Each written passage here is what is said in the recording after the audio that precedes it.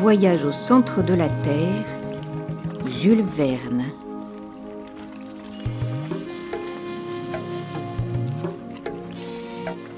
Chapitre 40. Obstacles sur la route. Depuis le commencement du voyage, j'avais passé par bien des étonnements. Je devais me croire à l'abri des surprises et blasé sur tout l'émerveillement. Cependant, à la vue de ces 2 lettres gravées là, depuis 300 ans, je demeurais dans un ébahissement voisin de la stupidité. Non seulement la signature du savant alchimiste se lisait sur le roc, mais encore le stylet qu'il avait tracé était entre mes mains. À moins d'être d'une insigne mauvaise foi, je ne pouvais plus mettre en doute l'existence du voyageur et la réalité de son voyage. À cette vue, j'oubliais tout, et les dangers du voyage et les périls du retour. Ce qu'un autre avait fait, je voulais le faire aussi, et rien de ce qui était humain ne me paraissait impossible. « En avant, m'écriai-je. Je me lançais déjà vers la sombre galerie quand le professeur m'arrêta, et lui, l'homme des emportements, il me conseilla la patience et le sang-froid. « Retournons d'abord vers Hans, dit-il, et ramenons le radeau à cette place. » J'obéis à cet ordre, non sans peine, et je me glissai rapidement au milieu des roches du rivage. « Savez-vous, mon oncle, dis-je en marchant, que nous avons été singulièrement servis par les circonstances jusqu'ici. »« Ah, tu trouves, Axel ? » ?»« Sans doute. Et il n'est pas jusqu'à la tempête qui ne nous ait remis dans le droit chemin. Béni soit l'orage, il nous a ramenés à cette côte d'où le beau temps nous eût éloignés. Supposez un instant que nous eussions touché de notre proue les rivages méridionaux de la mer Lindenbrock. Que serions-nous devenus ? Le nom de Saknussemm n'aurait pas apparu à nos yeux. Et maintenant nous serions abandonnés sur une plage sans issue ? Oui, Axel, il y a quelque chose de providentiel à ce que, voguant vers le sud, nous soyons précisément revenus au nord, et au cap Saknussemm. Je dois dire que c'est plus qu'étonnant. Et il y a là un fait dont l'explication m'échappe absolument.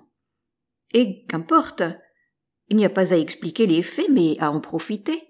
Sans doute, mon garçon, mais nous allons reprendre la route du nord, passer sous les contrées septentrionales de l'Europe, la Suède, la Russie, la Sibérie, que sais-je, au lieu de nous enfoncer sous les déserts de l'Afrique ou les flots de l'océan, où je ne veux pas en savoir davantage. Oui, Axel, tu as raison.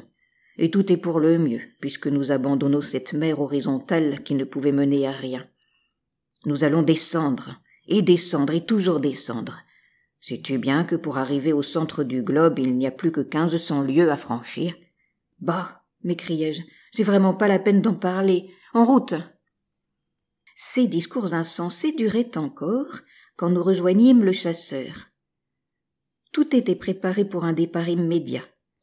Pas un colis qui ne fût embarqué. Nous prîmes place sur le radeau, et la voile hissée, Hans se dirigea en suivant la côte vers le cap Saknussemm. Le vent n'était pas favorable à un genre d'embarcation qui ne pouvait tenir le plus près. Aussi, en maint endroit, il fallut avancer à l'aide des bâtons ferrés. Souvent des rochers allongés à fleur d'eau nous forcèrent de faire des détours assez longs. Enfin, après 3 heures de navigation, c'est-à-dire vers 6 heures du soir, on atteignait un endroit propice au débarquement. Je sautai à terre, suivi de mon oncle et de l'Islandais. Cette traversée ne m'avait pas calmé, au contraire. Je proposai même de brûler nos vaisseaux afin de nous couper toute retraite. Mais mon oncle s'y opposa. Je le trouvai singulièrement tiède. « Au moins, dis-je, partons sans perdre un instant. » « Oui, mon garçon, mais auparavant examinons cette nouvelle galerie, afin de savoir s'il faut préparer nos échelles. » Mon oncle mit son appareil de Ruhmkorff en activité. Le radeau attaché au rivage fut laissé seul. D'ailleurs, l'ouverture de la galerie n'était pas à 20 pas de là, et notre petit groupe, moi en tête, s'y rendit sans retard. L'orifice à peu près circulaire présentait un diamètre de 5 pieds environ. Le sombre tunnel était taillé dans le roc vif et soigneusement alésé par les matières éruptives auxquelles il donnait autrefois passage. Sa partie inférieure affleurait le sol, de telle façon que l'on put y pénétrer sans aucune difficulté. Nous suivions un plan presque horizontal, quand au bout de 6 pas, notre marche fut interrompue par l'interposition d'un bloc énorme. « Maudit roc !» m'écriai-je avec colère, en me voyant subitement arrêté par un obstacle infranchissable. Nous eûmes beau chercher, à droite et à gauche, en bas, en haut, il n'existait aucun passage, aucune bifurcation. J'éprouvais un vif désappointement, et je ne voulais pas admettre la réalité de l'obstacle. Je me baissai, je regardais au-dessous du bloc, nul interstice. Au-dessus, même barrière de granit. Hans porta la lumière de la lampe sur tous les points de la paroi, mais celle-ci n'offrait aucune solution de continuité.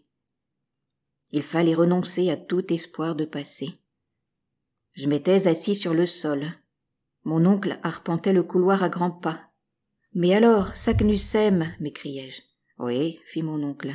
« A-t-il donc arrêté par cette porte de pierre ?»« Non, non » repris-je avec vivacité. « Ce quartier de roc par suite d'une secousse quelconque, ou l'un de ces phénomènes magnétiques qui agitent l'écorce terrestre, a brusquement fermé ce passage. Bien des années se sont écoulées entre le retour de Saknussemm et la chute de ce bloc. N'est-il pas évident que cette galerie a été autrefois le chemin des laves, et qu'alors les matières éruptives y circulaient librement? Voyez, il y a des fissures récentes qui sillonnent ce plafond de granit. Il est fait de morceaux rapportés de pierres énormes, comme si la main de quelque géant eût travaillé à cette substruction. Mais un jour, la poussée a été plus forte, et ce bloc semblable à une clé de voûte qui manque a glissé jusqu'au sol en obstruant tout passage. Voilà un obstacle accidentel que Saknussemm n'a pas rencontré. Et si nous ne le renversons pas, nous sommes indignes d'arriver au centre du monde.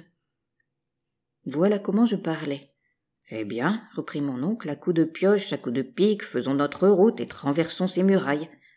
C'est trop dur pour le pic, m'écriai-je. Alors, la pioche. C'est trop long pour la pioche. Mais, eh bien, la poudre, la mine. Minons et faisons sauter l'obstacle. La poudre? Quoi? Il ne s'agit que d'un roc à briser. Hans, à l'ouvrage, s'écria mon oncle. L'Islandais retourna au radeau, revint bientôt avec un pic dont il se servit pour creuser un fourneau de mine. Ce n'était pas un mince travail. Il s'agissait de faire un trou assez considérable pour contenir 50 livres de fulmi-coton, dont la puissance expansive est 4 fois plus grande que celle de la poudre à canon. J'étais dans une prodigieuse excitation d'esprit. Pendant que Hans travaillait, j'aidais activement mon oncle à préparer une longue mèche, faite avec de la poudre mouillée et renfermée dans un boyau de toile. « Nous passerons, disais-je. « Nous passerons, répétait mon oncle.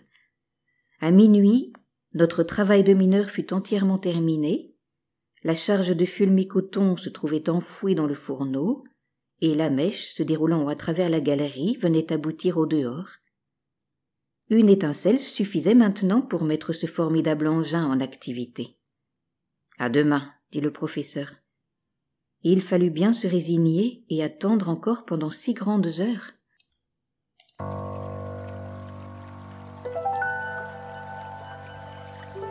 Chapitre 41. Entraîné dans l'abîme.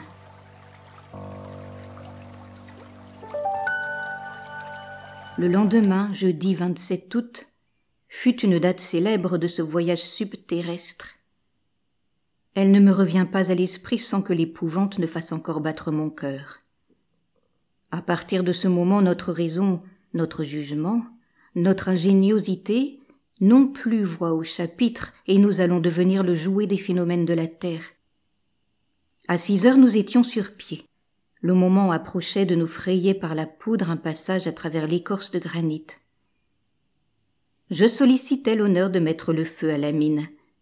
Cela fait, je devais rejoindre mes compagnons sur le radeau qui n'avait point été déchargé. Puis nous prendrions au large afin de parer au danger de l'explosion, dont les effets pouvaient ne pas se concentrer à l'intérieur du massif. La mèche devait brûler pendant 10 minutes, selon nos calculs, avant de porter le feu à la chambre des poudres. J'avais donc le temps nécessaire pour regagner le radeau. Je me préparais à remplir mon rôle, non sans une certaine émotion. Après un repas rapide, mon oncle et le chasseur s'embarquèrent, tandis que je restais sur le rivage. J'étais muni d'une lanterne allumée qui devait me servir à mettre le feu à la mèche. « Va, mon garçon, me dit mon oncle, et reviens immédiatement nous rejoindre. Soyez tranquille, mon oncle, je ne m'amuserai point en route. » Aussitôt, je me dirigeai vers l'orifice de la galerie. J'ouvris ma lanterne et je saisis l'extrémité de la mèche. Le professeur tenait son chronomètre à la main. « Es-tu prêt ?»« Je suis prêt. »« Eh bien, feu, mon garçon. » Je plongeai rapidement dans la flamme la mèche qui pétilla à son contact, et tout en courant, je revins au rivage. « Embarque et débordons !» Hans fit une vigoureuse poussée, nous rejeta en mer. Le radeau s'éloigna d'une vingtaine de toises. C'était un moment palpitant. Le professeur suivait de l'œil l'aiguille du chronomètre. Encore 5 minutes, encore 4, 3. Mon pouls battait des demi-secondes. Encore 2, 1. Croulez, montagne de granit. Que se passa-t-il alors ? Le bruit de la détonation, je crois que je ne l'entendis pas. Mais la forme des rochers se modifia subitement à mes regards. Ils s'ouvrirent comme un rideau. J'aperçus un insondable abîme qui se creusait en plein rivage. La mer, prise de vertige, ne fut plus qu'une vague énorme sur le dos de laquelle le radeau s'éleva perpendiculairement. Nous fûmes renversés tous les trois. En moins d'une seconde, la lumière fit place à la plus profonde obscurité. Puis je sentis l'appui solide manquer, non à mes pieds, mais au radeau. Je crus qu'il coulait à pic. Il n'en était rien. J'aurais voulu adresser la parole à mon oncle, mais le mugissement des eaux l'eût empêché de m'entendre. Malgré les ténèbres, le bruit, la surprise, l'émotion, je compris ce qui venait de se passer. Au-delà du roc qui venait de sauter, il existait un abîme. L'explosion avait déterminé une sorte de tremblement de terre dans ce col coupé de fissures. Le gouffre était ouvert, et la mer, changée en torrent, nous y entraînait avec elle. Je me sentis perdu.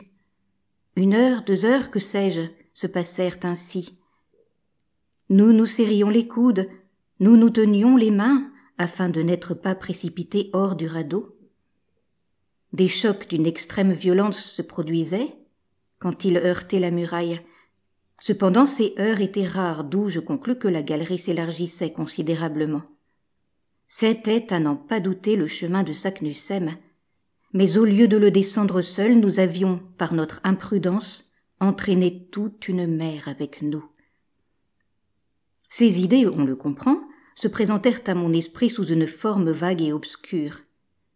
Je les associais difficilement pendant cette course vertigineuse qui ressemblait à une chute.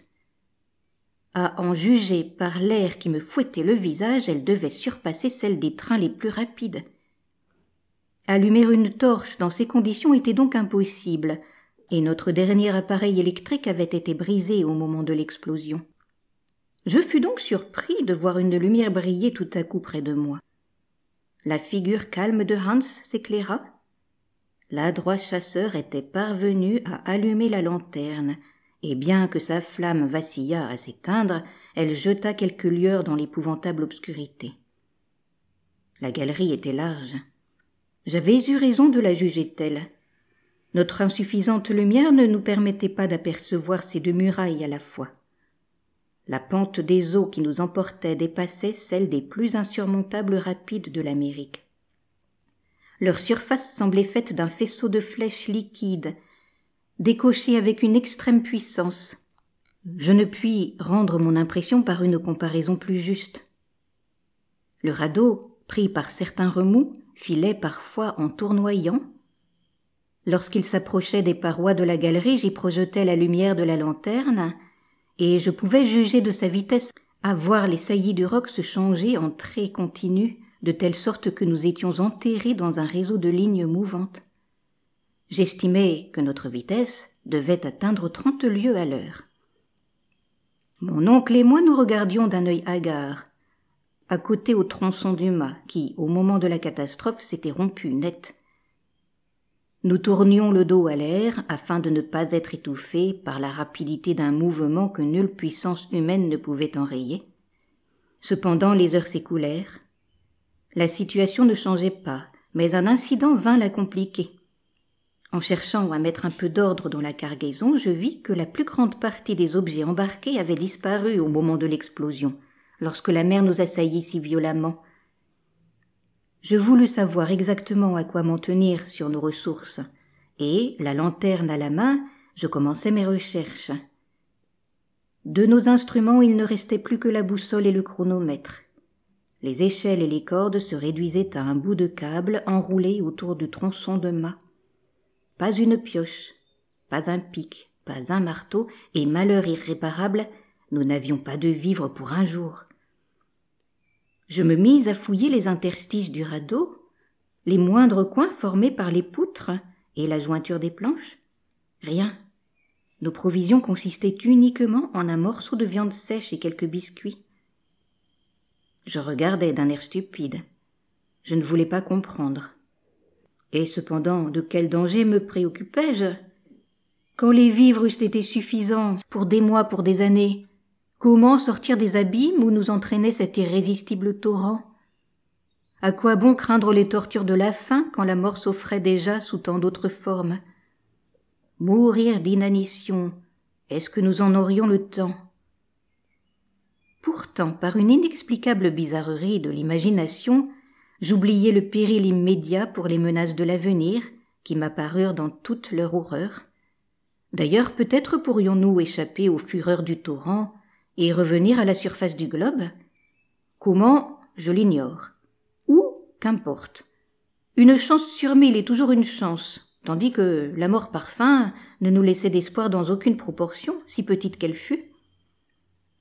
La pensée me vint de tout dire à mon oncle, de lui montrer à quel dénuement nous étions réduits, et de faire l'exact calcul du temps qui nous restait à vivre.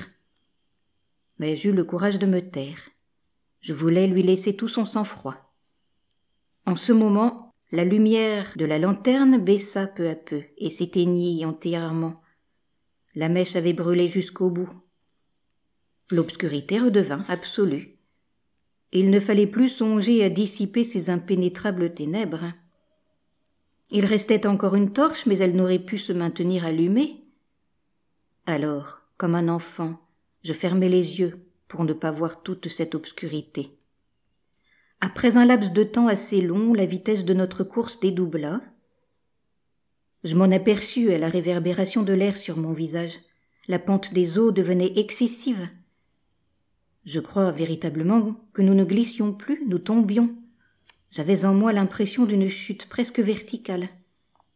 La main de mon oncle et celle de Hans, cramponnées à mes bras, me retenaient avec vigueur. Tout à coup, après un temps inappréciable, je ressentis comme un choc. Le radeau n'avait pas heurté un corps dur, mais il s'était subitement arrêté dans sa chute. Une trombe d'eau, une immense colonne liquide s'abattit à sa surface. Je fus suffoqué, je me noyais. Cependant, cette inondation soudaine ne dura pas.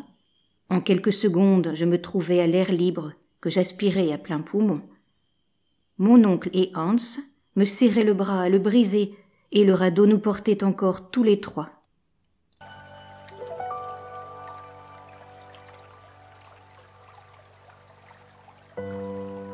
Chapitre 42.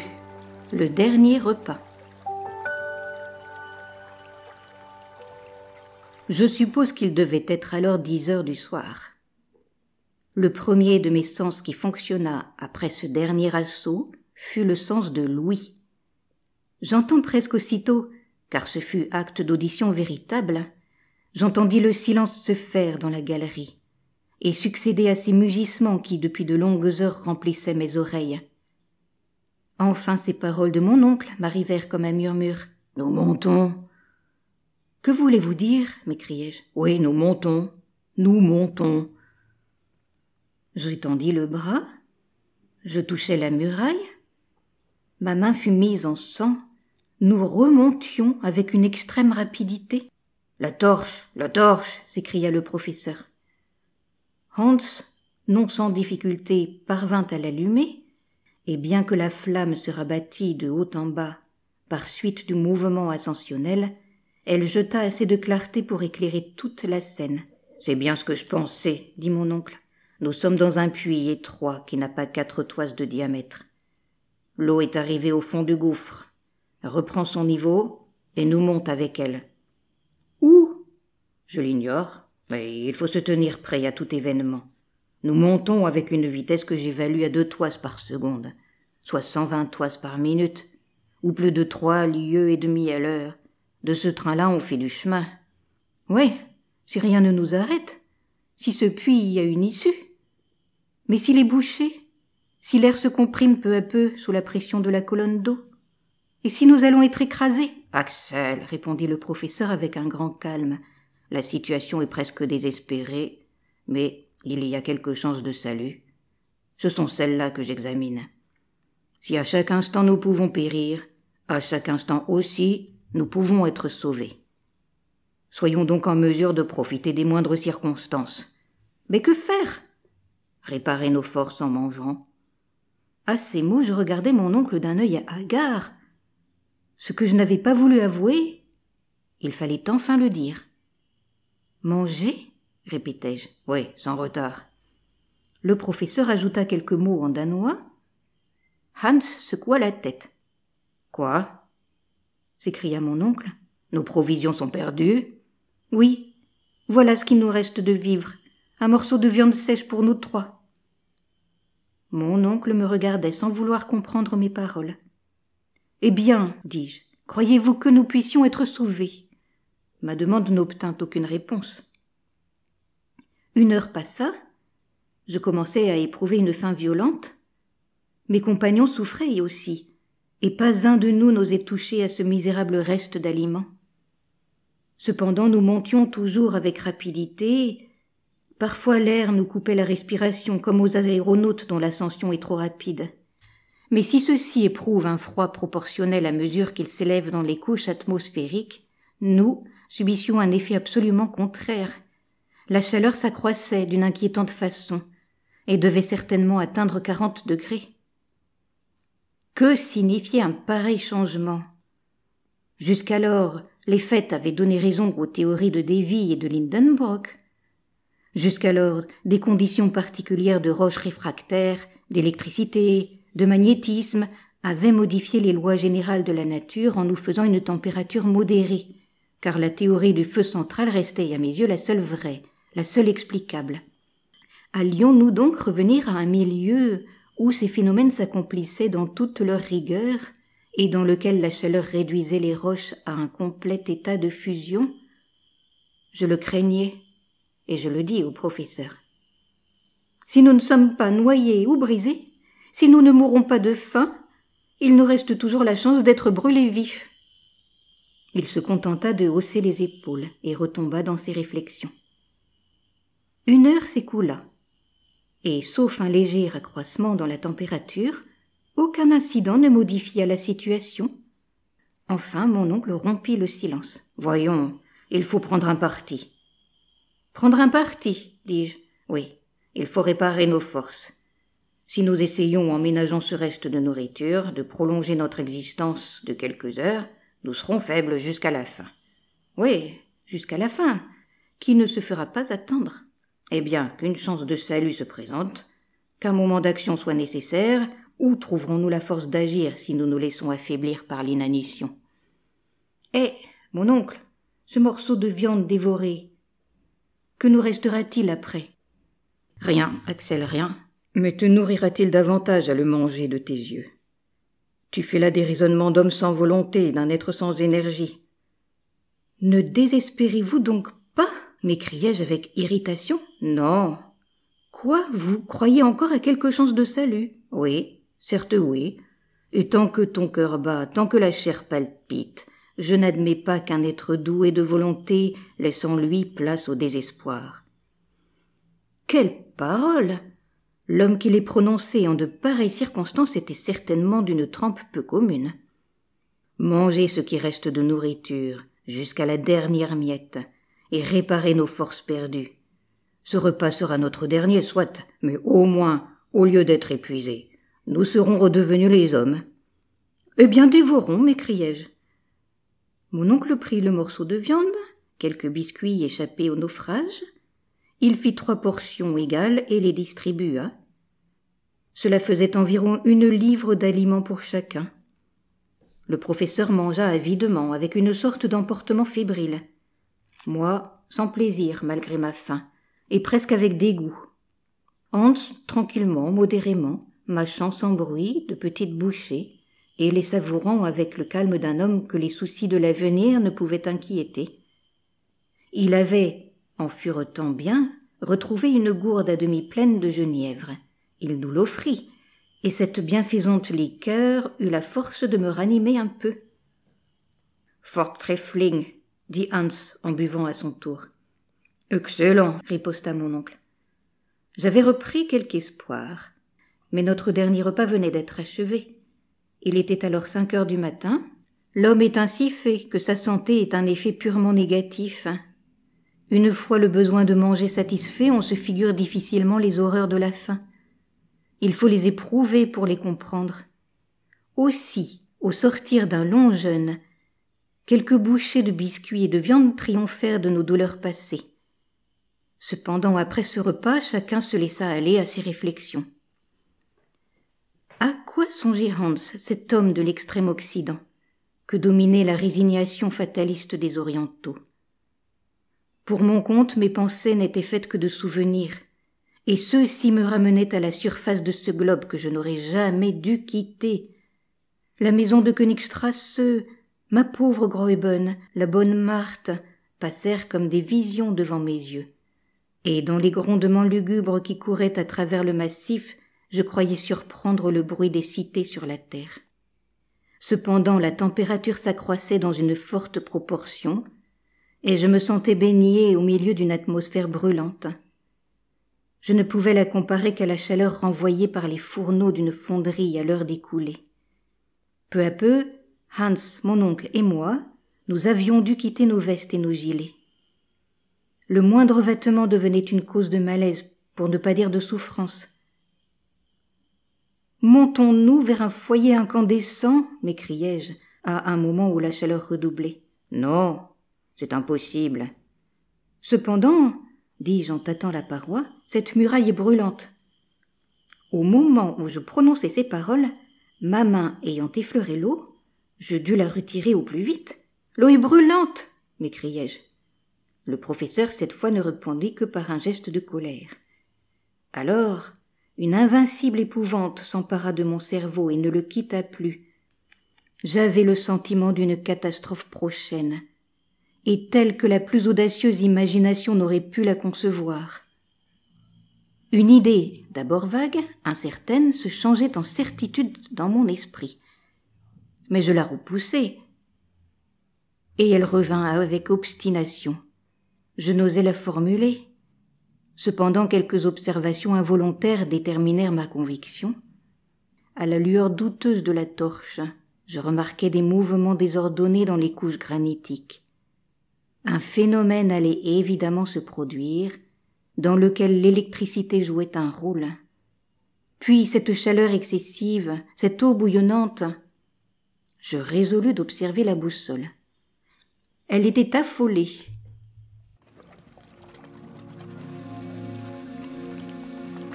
Chapitre 43.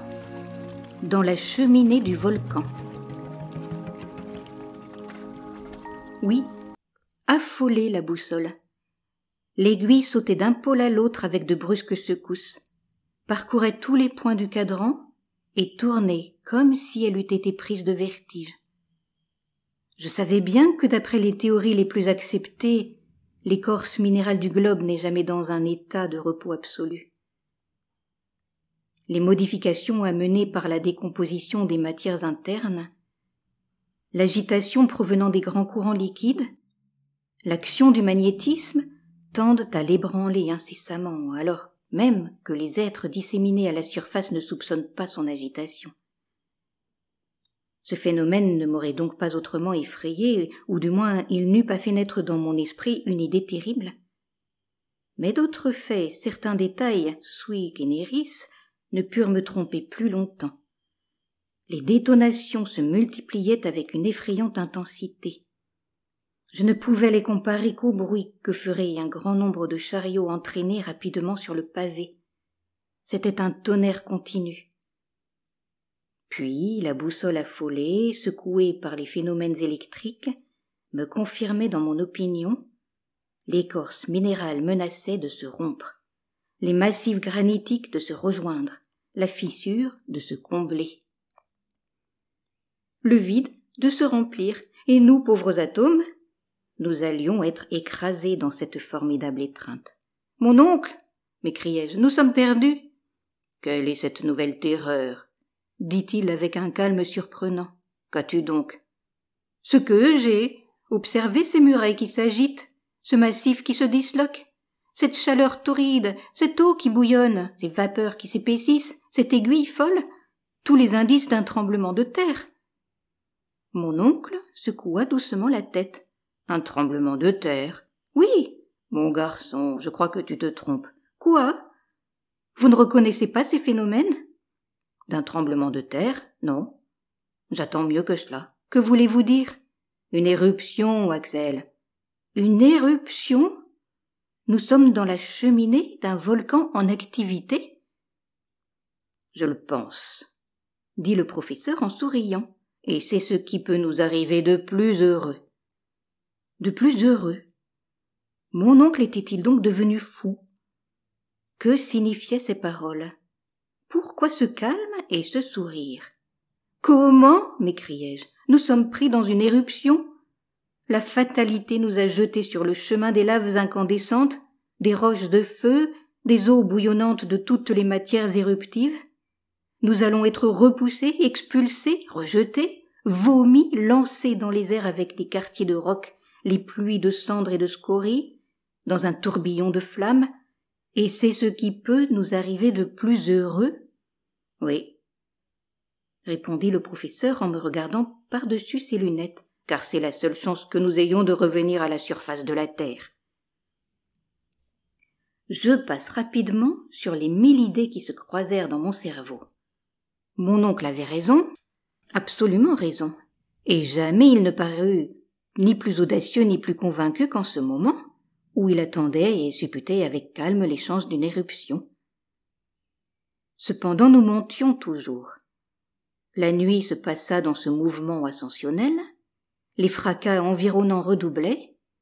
J'étais presque suffoqué, je croyais toucher à ma dernière heure, et pourtant l'imagination est si bizarre que je me livrai à une recherche véritablement enfantine. Mais je subissais mes pensées, je ne les dominais pas. Il était évident que nous étions rejetés par une poussée éruptive.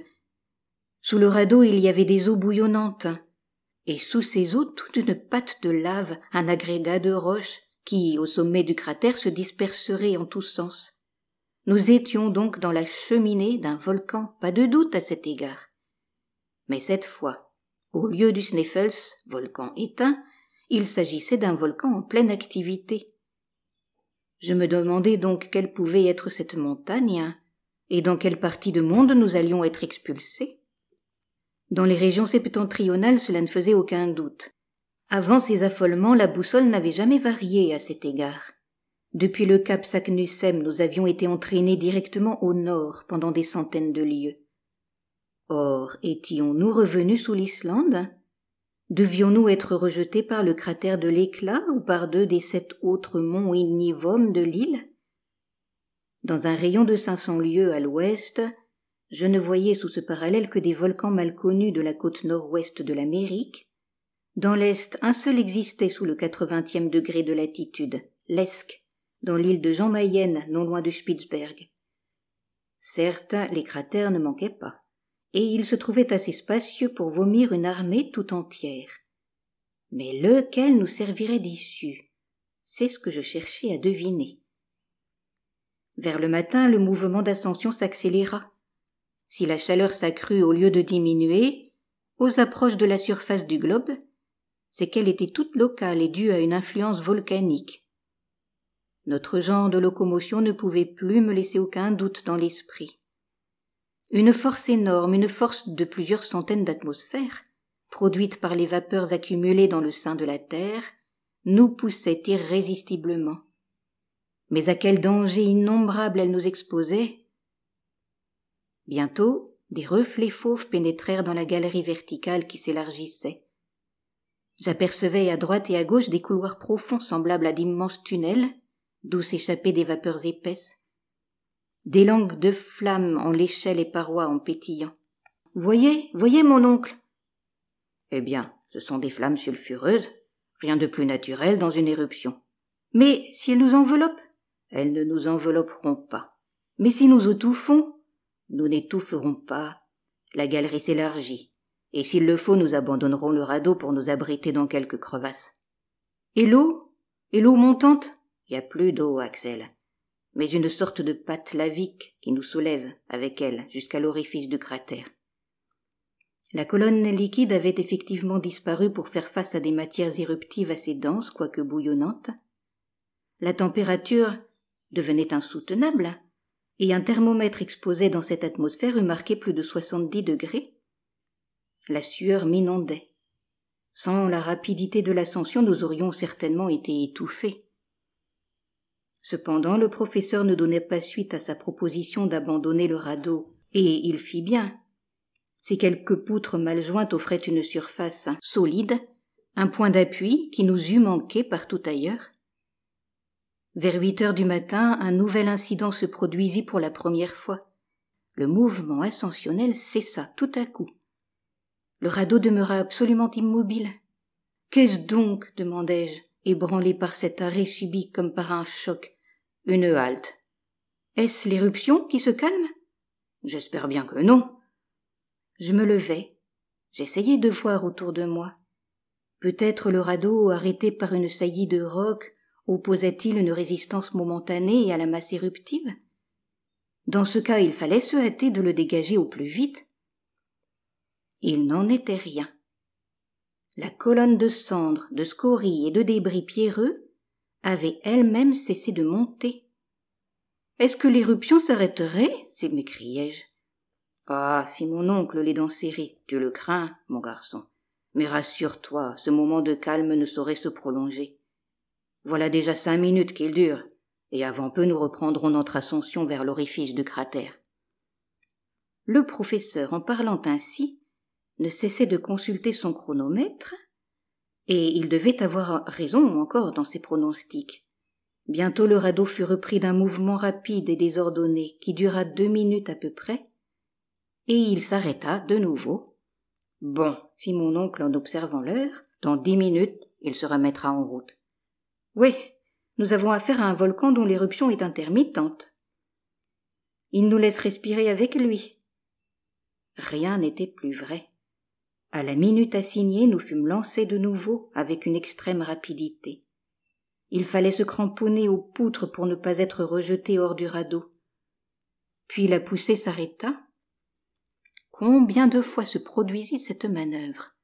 Je ne saurais le dire. Tout ce que je puis affirmer, c'est qu'à chaque reprise de mouvement, nous étions lancés avec une force croissante et comme emportés par un véritable projectile. Pendant les instants de halte, on étouffait. Pendant les moments de projection, l'air brûlant me coupait la respiration. Je pensais un instant à cette volupté de me retrouver subitement dans les régions hyperboréennes par un froid de 30 degrés au-dessous de zéro. Mon imagination surexcitée se promenait sur les plaines de neige des contrées arctiques, et j'aspirais au moment où je me roulerais sur les tapis glacés du pôle. Peu à peu, d'ailleurs, ma tête, brisée par ces secousses réitérées, se perdit. Sans les bras de Hans, plus d'une fois, je me serais brisé le crâne contre la paroi de granit. Je n'ai donc conservé aucun souvenir précis de ce qui se passa pendant les heures suivantes. J'ai le sentiment confus de détonation continue, de l'agitation du massif, d'un mouvement giratoire dont fut pris le radeau. Il ondula sur les flots de lave au milieu d'une pluie de cendres. Les flammes ronflantes l'enveloppèrent. Un ouragan qu'on eût dit chassé d'un ventilateur immense activait les feux souterrains. Une dernière fois, la figure de Hans m'apparut dans un reflet d'incendie, et je n'eus plus d'autre sentiment que cette épouvante sinistre des condamnés attachés à la bouche d'un canon au moment où le coup part et disperse leurs membres dans les airs.